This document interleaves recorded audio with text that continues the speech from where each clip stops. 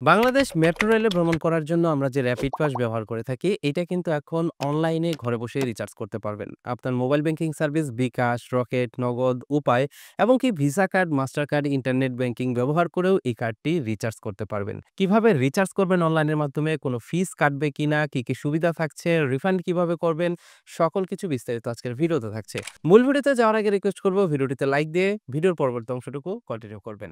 শুরুতে আপনারা যে কাজটি করবেন, আপনার মোবাইল ফোন কিংবা কম্পিউটার থেকে যেকোনো একটি ব্রাউজার ওপেন করবেন এবং ব্রাউজার ওপেন করে এখানে ইউআরএল বারে টাইপ করবেন rapidpass.com.bd। তাহলে আপনারা র‍্যাপিড পাসের এই ওয়েবসাইটটিতে চলে আসবেন। আপনারা এই কাজটি কিন্তু মোবাইল ফোন দিয়ে করতে পারবেন। আমি কম্পিউটার দিয়ে দেখাচ্ছি যাতে আপনাদের বুঝতে সুবিধা হয়। এই ওয়েবসাইটটির মাধ্যমে শুধুমাত্র যে আপনি অনলাইনে রিচার্জ করবেন তাই না, এছাড়াও কিন্তু আরো বেশ কিছু গুরুত্বপূর্ণ কাজ করতে পারবেন। সেগুলা আমি আপনাদেরকে দেখাচ্ছি। শুরুতেই দেখুন এখানে সাইন ইন নামের একটা অপশন রয়েছে। আপনি এখান থেকে সাইন ইন লেখাতে ক্লিক করবেন। আপনার যদি আগে থেকে র‍্যাপিড পাসের অ্যাকাউন্ট করা থাকে তাহলে এইখানে সেই র‍্যাপিড পাসের অ্যাকাউন্ট নাম্বার দিয়ে পাসওয়ার্ড দিয়ে আপনি লগইন করে নিবেন বা সাইন ইন করে নিবেন। আর যদি না থাকে তাহলে নিবন্ধন করুন লেখাতে ক্লিক করবেন। এখানে আপনার নামের প্রথম অংশ, শেষের অংশ, মোবাইল নাম্বার, ইমেইল অ্যাড্রেস এবং ৮ সংখ্যার পাসওয়ার্ড দিয়ে আপনি নিবন্ধন করে নিবেন। নিবন্ধন করার সময় ওটিপির প্রয়োজন হতে পারে। আপনার মোবাইল ফোনে ওটিপি যাবে। ওটিপি দিয়ে আপনি অ্যাকাউন্ট করে নিবেন। অ্যাকাউন্ট করার পর আপনি যেটা করবেন, আপনার ডিটেইলস দিয়ে এখানে সাইন ইন লেখাতে ক্লিক করবেন। তার মানে আপনার ইউজার আইডি হিসাবে মোবাইল অথবা ইমেইল অ্যাড্রেস দিয়ে পাসওয়ার্ড দিয়ে সাইন ইন লেখাতে ক্লিক করবেন। দেখতে পারবেন আপনার অ্যাকাউন্টে লগইন হয়ে গেছে। অ্যাকাউন্টে লগইন হয়ে গেলে দেখতে পারবেন এইখানে আপনার নাম্বারের সাথে লিংক করা যে র‍্যাপিড পাস, এমআরটি পাস রয়েছে সেগুলো এখানে চলে আসবে। যদি এখানে না আসে তাহলে নতুন কার্ড নিবন্ধন করুন এই লেখাটিতে ক্লিক করে এইখানে আপনি আপনার র‍্যাপিড পাস অথবা এমআরটি পাসের নাম্বার দিয়ে আপনি যাচাই করুন লেখাতে ক্লিক করে এখানে এড করে নিবেন। অনেক সময় দেখা যায় আপনার কার্ড এড করাই আছে কিন্তু এখানে শো করতে একটু সময় নেয়। সুতরাং নতুন অ্যাকাউন্ট যারা করেছেন তারা কিছুক্ষণ সময় অপেক্ষা করবেন, দেখবেন অটোমেটিক্যালি আপনার এখানে কার্ড চলে আসছে। এবার চলুন দেখাই কিভাবে রিচার্জ করবেন। তার আগে আপনাদেরকে দেখাই এখানে রিচার্জ ছাড়াও আরো ২ টা অপশন আছে। একটা হচ্ছে কার্ড রি-ইস্যুর আবেদন, আরেকটা হচ্ছে ব্লক লিস্ট অপসারণ। যদি আমরা কার্ড রি-ইস্যুর আবেদনে ক্লিক করি তাহলে দেখতে পারবেন এইখানে একটা অপশন রয়েছে নতুন রি-ইস্যু আবেদন করতে, এখানে ক্লিক করুন। এইখানে ক্লিক করে দেখতে পাচ্ছেন সিলেক্ট করুন নামের একটা অপশন রয়েছে। এই অপশনটিতে ক্লিক করে এইখানে যদি আপনার র‍্যাপিড পাসের কার্ড নাম্বারটা সিলেক্ট করে দেন তাহলে দেখতে পারবেন এখানে আপনার নাম চলে আসবে। এবার দেখতে পাচ্ছেন রি-ইস্যুর কারণ। এখানে যদি আপনার র‍্যাপিড পাস হারিয়ে যায় কিংবা নষ্ট হয়ে যায় তাহলে এইখানে ক্লিক করে আপনি কিন্তু আবেদন করতে পারবেন। যেমন মনে করুন হারিয়ে গেছে। এখানে ক্লিক করলে আপনি দেখতে পারবেন আপনার সামনে এরকম ইন্টারফেস চলে আসবে। যদি নষ্ট হয়ে গেছে ক্লিক করুন তাহলে দেখুন এখানে এরকম ইন্টারফেস চলে আসবে। সাপোজ আপনার কার্ডটি নষ্ট হয়ে গেছে। এবার এখান থেকে সিলেক্ট করবেন ফটো আইডি। এখান থেকে এনআইডি সিলেক্ট করবেন। এখানে আপনার আইডি কার্ডের নাম্বার দিবেন এবং রি-ইস্যু কি কারণে করছেন সেটা ক্লিক করে এখান থেকে আমি শর্তাবলী ও নীতিমালা মেনে নিচ্ছি। এটার লিংকে ক্লিক করে আপনি এখান থেকে সাবমিট লেখাতে ক্লিক করবেন এবং পরবর্তীতে পেমেন্টের যে প্রয়োজন রয়েছে সেগুলো করে আপনি এখান থেকে কিন্তু কার্ড রি-ইস্যু করতে পারবেন। আপনারা যদি চান এই বিষয়ে আরো বিস্তারিত ভিডিও আমি দিতে পারি। এজন্য অবশ্যই কমেন্ট করে জানিয়ে যাবেন। যেমন দেখুন ক্ষতিগ্রস্ত কার্ড পরিবর্তনের জন্য ৳২০০ রি-ইস্যু ফি প্রযোজ্য হবে। তো এখানে আপনি ৳২০০ কিন্তু আপনাকে পেমেন্ট করতে হবে। এছাড়াও আপনার কোন কার্ড যদি হারিয়ে যায় এবং সেই কার্ডটি যদি আপনি ব্লক লিস্টে দিয়ে রাখেন বা ব্লক লিস্ট থেকে অপসারণ করতে চান, তাহলে এখান থেকে সিলেক্ট করুন লেখাতে ক্লিক করে আপনার কার্ডের নাম্বারটা সিলেক্ট করবেন এবং এখান থেকে আপনার আইডি কার্ড সিলেক্ট করে এখানে ফটো আইডি দিয়ে সর্বশেষ রিচার্জের পরিমাণ এবং আনুমানিক তারিখ দিয়ে আপনি এই অপশনটিতে ক্লিক করে সাবমিটে ক্লিক করে দিবেন। আপনার কার্ড ব্লক লিস্ট থেকে অপসারণ হয়ে যাবে। তো এখান থেকে দেখুন আমরা ড্যাশবোর্ডে চলে আসলাম এবং এখানে আমরা রিচার্জ করে আপনাদেরকে দেখাবো। রিচার্জ করার জন্য এখানে যদি আপনার মাল্টিপল কার্ড থাকে তাহলে এখান থেকে যে রিচার্জ লেখাতে ক্লিক করবেন, কার্ডের নিচেই দেখতে পারবেন রিচার্জ লেখা রয়েছে। রিচার্জ লেখাতে ক্লিক করলে আপনি দেখতে পারবেন এখানে আপনার কার্ডের নাম্বার, কার্ডের নাম চলে আসবে। এবার নিচে দেখতে পারবেন রিচার্জের পরিমাণ নির্বাচন করুন।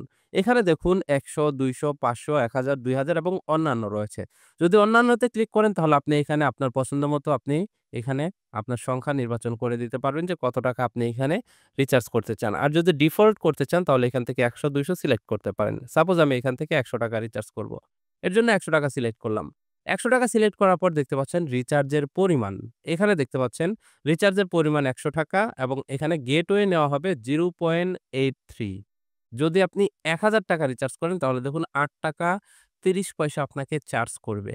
তো এই জিনিসটা আসলে আমার কাছে একটু অড লুকিং লেগেছে যে আসলে আমরা রিচার্জ করব কার্ডে, রিচার্জের ক্ষেত্রে আসলে ফি দেওয়াটা এইটা আমার কাছে খুব একটা বেশি ভালো লাগেনি। আমার মনে হয় এই বিষয়টা একটু বিবেচনা করা উচিত। আপনাদের কি মনে হয় সেটা কমেন্ট করে জানাবেন। তো এবার দেখুন এইখান থেকে আমি ৳১০০ রিচার্জ করব। পরিশোধ করুন এই লেখাটিতে ক্লিক করলাম। পরিশোধ করুন লেখাতে ক্লিক করার সাথে, সাথে দেখতে পাচ্ছেন এখানে অ্যামাউন্ট চলে আসছে এবং এইখানে আপনার মোবাইল ফোনের নাম্বারটা চলে আসবে। আপনি কনফার্ম নাম্বার লেখাতে ক্লিক করবেন। তাহলে দেখতে পারবেন আপনার ফোনে একটা ওটিপি চলে গেছে। সেই ওটিপি কোডটি আপনি এখানে দিয়ে দিবেন। ওটিপি নাম্বার দিয়ে দিলেই দেখতে পারবেন এখানে পেমেন্টের অপশন চলে আসবে। একটা হচ্ছে pay with bKash, card, mobile banking, internet banking.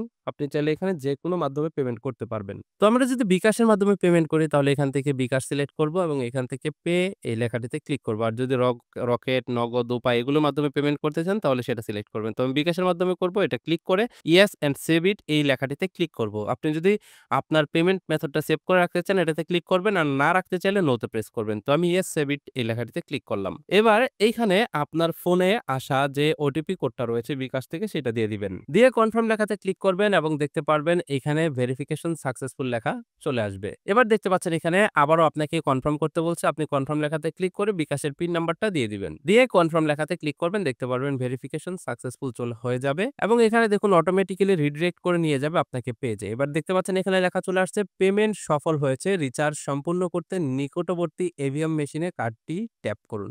এবার আপনি চাইলে লেনদেনে প্রবেশ করুন এই লেখাটিতে ক্লিক করে আপনি দেখতে পারবেন এখানে আপনার কার্ড নাম্বার, পেমেন্ট আইডি, রিচার্জের পরিমাণ, পেমেন্ট স্ট্যাটাস এবং এখানে দেখতে পারবেন রিচার্জ স্ট্যাটাস। দেখুন এখানে রিচার্জ স্ট্যাটাসে রয়েছে এভিএম এ ট্যাপ করুন। তো এটা ছিল অনলাইনের মাধ্যমে রিচার্জ প্রক্রিয়া। আপনি এভাবে রিচার্জ করলেই কিন্তু আপনার কার্ডের ভিতরে ব্যালেন্সটা যুক্ত হবে না। এর জন্য আপনাদের যেটা করতে হবে রিচার্জ করার পরবর্তী ৩ মাসের ভিতরে আপনাকে কিন্তু এই কার্ডটি মেট্রো স্টেশনে থাকা এভিএম মেশিনে ট্যাপ করতে হবে।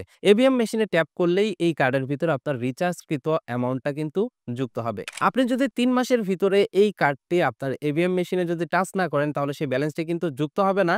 সেই সাথে আপনার ব্যালেন্সটি কিন্তু অটোমেটিক্যালি রিফান্ড হয়ে যাবে।